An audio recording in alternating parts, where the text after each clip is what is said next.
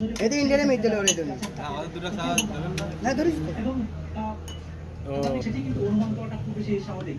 এই মুহূর্তে যে সকল রাজনৈতিক দলের নেতৃবৃন্দ হাতির মর্দ গ্রহণ করতে এয়ারপোর্টে গিয়েছিলেন, তারা এই মুহূর্তে গাড়ি থেকে নামছেন এবং হাসপাতালে যে হিমঘরে রাখা হবে সেদিকে তারা যাচ্ছেন। তা তো অবশ্যই বিএনপি, জামায়াত, এনসিপি সহ তার বক্তব্য আগেই গ্রহণ করেছিলেন।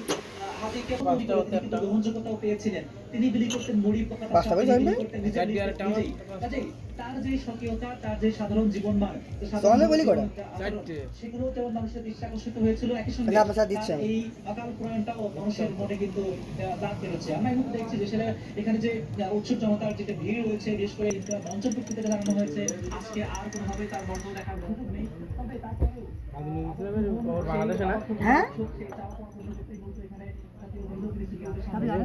জানি না, কিন্তু ওর নাম ইন্ডিয়া কেন জাতীয় কবি না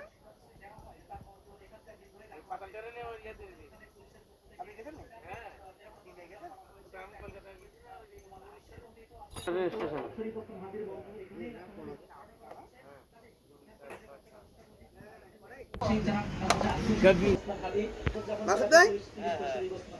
এবং যার প্রতিষ্ঠিত ইনকলাব মঞ্চের মাধ্যমেই মূলত তিনি তার স্বকীয়তার মাধ্যমে তিনি গ্রহণযোগ্যতা যেমন বৃদ্ধি করেছিলেন, একই সঙ্গে ঢাকা ৮ আসনের মতো খুবই গুরুত্বপূর্ণ নির্বাচনী এলাকায় তিনি কিন্তু স্বতন্ত্র প্রার্থিতা যে ঘোষণাটি করেছিলেন সেটিও তার সাহসিকতা অনেকে কিন্তু ধরে নিতেন। এবং যেহেতু শরীফ ওসমান হাদি নিজেও ঢাকা বিশ্ববিদ্যালয়ের শিক্ষার্থী এবং ঢাকা ৮ আসনটি মূলত আর চাষে না মোটামুটি গোলগালা চেয়ার আপনি বলেছেন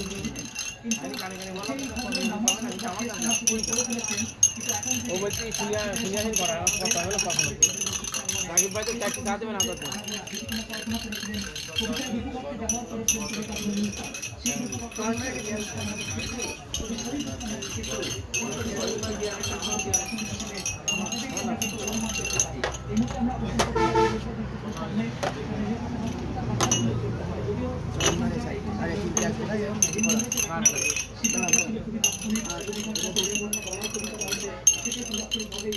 ঠান্ডা